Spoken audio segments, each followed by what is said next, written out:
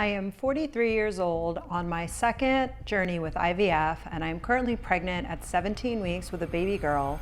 My IVF transfer took the first try for this second round, so I wanted to share with you my experience and everything I did differently to make that happen. For me, the biggest shift on this IVF journey compared to the last one wasn't medical, but it was more energetic based. And I find that so many women and people who go through IVF have such a horrific experience financially, emotionally, so I want to help you navigate the process.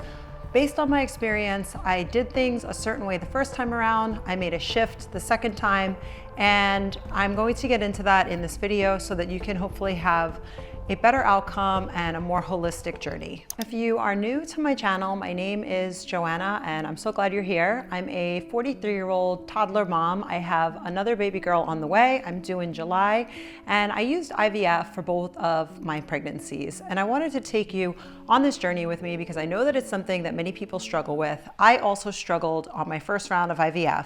This is technically my third round because my first round ultimately resulted in a miscarriage.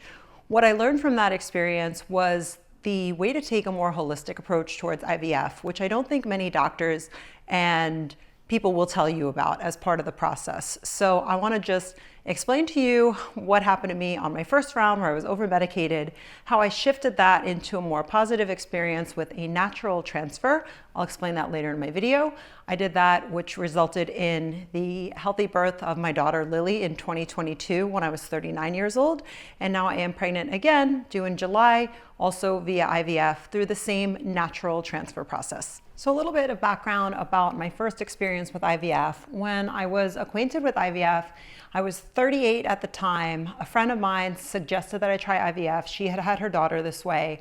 I went with her doctor based on her recommendation. I didn't really do a ton of research, and I just knew at that point in time that I wanted to have a baby. I had miscarried once, just getting pregnant on my own without any IVF interventions. I miscarried at 6 weeks.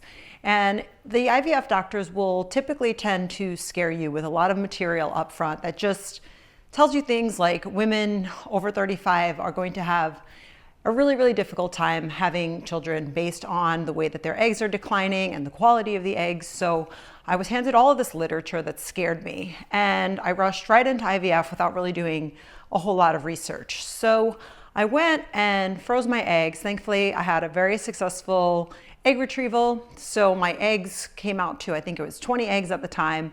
It turned to 9 embryos, which I froze. And I'm really glad I did that because it gave me a lot of peace of mind when I went back for this second transfer at age 43. After that, I did my first IVF transfer.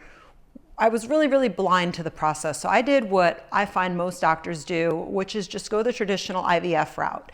And what that means is you will take estrogen and progesterone. I was doing these progesterone shots that left marks all over my backside for weeks, but I was really excited because this resulted in a successful pregnancy on the first transfer attempt. So I got pregnant. I got those test results. 10 days later, I was pregnant. So the IVF odds are kind of low as far as transfers go. If you look up statistically, it's probably only about 30 to 40% of transfers that actually take. So I was like, okay, thumbs up. I did what the doctor said. I followed the process and I'm pregnant. I wound up miscarrying at 6 weeks again. So this is now my second miscarriage, which I didn't think could happen to me because with IVF, I had my embryos tested and I had done all of the things to pretty much guarantee a successful pregnancy, assuming that that embryo implanted. So needless to say, I was devastated. I underwent more tests, invested more money. At this point, I was really deep into the process. Those IVF medications can be probably around $3,000 to $5,000 a round. So needless to say, very disappointed, back to the drawing board. But lucky for me, I had these healthy embryos from that egg retrieval. So in February of 2022, I went to my doctor ready to try again, and she nonchalantly suggested to me at this point in time that I try what's called a natural frozen embryo transfer. And I asked her why she didn't tell me about that the first time around when I was prescribed $4,000 worth of medications that failed me. And she didn't really have an answer for me. I've talked to many friends in the IVF world, and they all seem to never hear of this natural transfer process that resulted in the birth of my daughter. For my second round of IVF with my former doctor, I went with way less medication. I didn't have to use what they call a trigger shot. I didn't have to use any estrogen. I used a different form of progesterone rather than the shots that left me with the bruises on the first round. And that resulted in the birth of my daughter, which I was really, really grateful for. So in 2022, after the birth of my daughter, Lily, I was really grateful for just having a healthy girl that I had always dreamed of. I took some time to heal. I think they say it takes women almost up to 2 years for their bodies to fully heal after pregnancy. I found myself getting in a better rhythm with my daughter going to preschool, and I decided I was ready to try for baby number 2. The major thing that I did at this point in time that made all the difference was I found the right doctor who would listen to me. So I've spoken to a lot of friends who have gone through IVF. I'm currently 43, so a lot of my friends are in that similar age bracket where they're struggling with infertility. It's really, really common. I think 1 out of every 4 pregnancies, IVF or non-IVF, results in a miscarriage. So if you are struggling out there, you're definitely not alone. And having spoken to many women who had different experiences with different doctors, I found a common thread was that most doctors were over-medicating and not listening to what the women needed. What I did find was there was one doctor in Beverly Hills that 4 or 5 of my friends all had a positive experience with. And I decided that this was the doctor I was going to go with, because if 4 to 5 people all unanimously said, he's the best, I said, that's who I want to work with on this next transfer. At 43, I didn't want to have a doctor make a mistake or over-medicate me again. And even though I went in armed with the knowledge that I had done this natural transfer, which resulted in a successful pregnancy, I still wanted to make sure that I had a doctor that was fully on board with what I wanted and listening to what my body needed. So this was the biggest shift that I made the second time around, and I'm going to take you through that process now. Back in March of 2025, when I was thinking about having another baby, but not 100% ready yet, I called the new doctor's office for a consultation. I went in, he did an exam on my body to make sure that everything still looked good. So he did give me a thumbs up and say, hey, at age 42, you're looking just as healthy as you were at 38, which is great. So with that in mind, I took a bit of time to really focus on myself and being in alignment with things for when the transfer was coming. Because one of the biggest mistakes I think women make when they go into IVF is being stressed out, and your stress hormones can really affect a pregnancy. It can affect all of your levels, and all of those things, your vitamin D, your TSH, they're super important in carrying a successful pregnancy, is what I learned. So I made certain that when I was really busy with work and traveling and living this hectic lifestyle that we all tend to lead these days, I didn't want to move forward with the pregnancy. So September, I had a couple of trips. October, I had a couple of trips. I was working on a deal for work. And I said, November is going to be the month. It's going to be the month that I'm going to set aside the time. I'm going to prep my body for this. I'm going to do all the things that worked for me with the first successful transfer.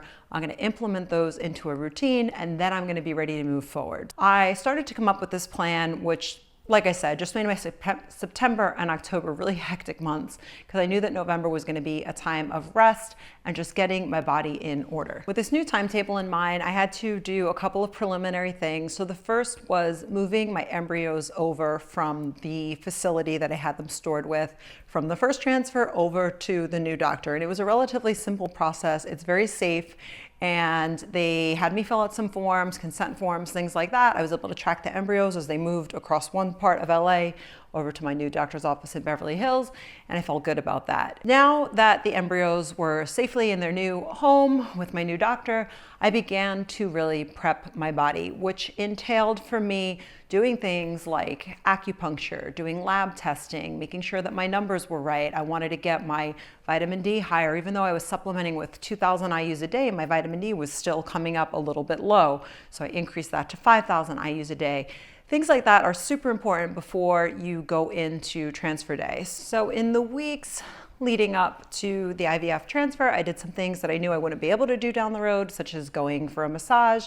I did lymphatic massage to try to push out some of the toxins and waste in my body. I also consulted with a pregnancy chiropractor that I worked with on my first pregnancy, Dr. Berlin with Berlin Wellness Group. He is a really great resource when it comes to all these things. We did some body work on me to increase blood flow to my uterus that would hopefully help my transfer odds. I also did what's called an Ayurvedic massage, which I had never heard of before. It was just really relaxing. Same office that I went to for the pregnancy chiropractor work. They did the Ayurvedic massage on me, just put all these oils in my body, and supposed to get your nervous system in this nice relaxed state, which is what you want. And then on transfer day, I brought my acupuncturist with me to the IVF clinic so that I went into my transfer with acupuncture beforehand and then acupuncture after. And I also did acupuncture in the weeks following the transfer while I waited for my pregnancy test. And up until the end of the first trimester, I pretty much did weekly fertility acupuncture sessions, which I highly recommend. So I think that all of these things made a huge difference in terms of my body at age 42 accepting this embryo, which again, as I mentioned earlier, the odds tend to be really stacked against you. So I think what made all of the difference on this transfer at age 42 was that I went into it empowered by a doctor who really listened to me, who had good energy, who made me feel really good about the process and the way that we were doing things. And then also all of the physical things that I did to prep my body for a transfer day, knowing that the first time around when I was stressed and over-medicated, I didn't have such a great outcome. So going into this one, I felt really confident about this transfer taking. And I'm a big believer in manifestation and just already seeing things for yourself before they happen. So I told myself, this is going to work. I'm just going to do one transfer. I'm not going to have to do this again. And I really, really, really believed in that the whole way. Following the transfer, my biggest recommendations for women are to take 3 days of rest where you just, I wouldn't say bed rest because I definitely wasn't doing bed rest, but you want to be catered to. You want to just not have to go to work, not have the obligations. So you want to schedule your transfer day at a time when you can really just kind of check out. And for me, I hardly ever get to watch TV. I'm a toddler mom, I'm a working mom. I've got all kinds of things going at all times, but I made sure the day of the transfer, my husband took my daughter out, they went to dinner, they went bowling, and I just kind of sat on the couch, watched some movies, things that made me feel good, got some warm, nourishing soups. You want to make sure that you don't have anything cold. It's very important for the embryo implantation that your body is just getting warm, nourishing foods, and that embryo is just feeling like, man, I want to stay here in this environment. So I think that that's really important, and it was something that I adhered to. I got up, I moved around, I walked my dog, I didn't do anything crazy. I didn't work out until after I got my successful pregnancy test results, but I think that in those days following the transfer, the rest and the relaxation and the warm foods will really, really, really make a difference for you. So I think one of the biggest takeaways, having done 3 IVF transfers later in life, when again, odds are stacked against you, your body is not going to implant when it's in fight or flight mode. So my first transfer that failed, the over-medicated cycle, I was going through a stressful time in my life, and just who knows what the real reasoning may be. I'll never really find out, but things didn't work out for me. And when I did things differently for rounds 2 and 3, and my body was just optimized and healthier and just in this calm state, as calm as one can be when going through such a big event in life, that's when my transfers were successful. So I think some other overall fertility and health and wellness tips that I've learned along this journey are to fix your lifestyle habits at least 3 months before you even talk to one of these doctors. Get your diet in order. I have a guide that will break down for you all of the right foods that are supposed to help with fertility. You can, even go on ChatGPT these days and they'll come up with a fertility diet for you. Make sure your partner is on board with this. There's really so many dietary things that can make all the difference in the world. And as far as your egg quality and the number of eggs, I am a big advocate of just being the CEO of your own health, doing those lab tests like I mentioned earlier.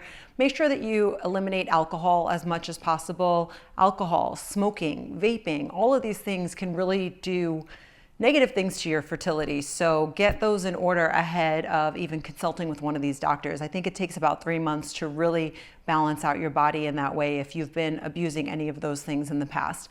As far as the gym goes, I love the gym. I'm in the gym 7 days a week. I think overtraining can also adversely affect your hormones, so you don't want to go too crazy, but make sure that you are definitely living an active lifestyle, because I think that one thing that has helped me get pregnant and carry me through my pregnancies has been strength training and just keeping blood flow and movement going. So anything that is just going to translate to your overall health and wellness, your diet, your being active, going on walks, things like that are thumbs up when you are going through this process. And I think with IVF and with anything in life, some things are outside of our control, and that was something that I had to surrender to when I had my 2 miscarriages. The timing just wasn't right. And looking back on my life now, I couldn't imagine it any other way. My daughter is the light of my life. I'm so excited to be giving her a sister. And in those moments when things didn't make a lot of sense to me, like, why am I going through this? And I did IVF and I did this process, and why am I still miscarrying? It's very challenging and frustrating, but I think that the more you try to fight against things and not be accepting of what the universe unfolds for you, the harder it is on your journey. You really just kind of have to embrace this mentality of, it is going to work out for me. It's going to work out for my highest good. I have to trust the process. And the best thing that I can do in between any failed cycles and things like that is just take care of my body. So I use the time in between my failed transfer to go on vacation. I went to Mexico. I got my body in the best physical shape because I was like, you know what, if I'm going to go into pregnancy and gain a lot of weight, I gained 50 pounds in my pregnancy, I'm going to make sure that leading up to this, I'm going to eat all the right foods, be as fit as can be. And I just really focused on the healing within myself before my first pregnancy journey. And I embraced that mindset on the second time around as well. So if you're watching this now and you're just getting acquainted with IVF, if you're confused about the process, if you're frustrated with the process, I've been through all of it, and I am happy to be a resource to you. I have a blog, intheknowjo.com, where I share some of my fertility resources, pregnancy resources, and just lifestyle hacks and recipes and all kinds of things. You can reach out to me via the comments, like, subscribe, send me a note, drop me an email, and I'm happy to help you with any IVF specific personal questions. This is not medical advice. It's just based on my experience.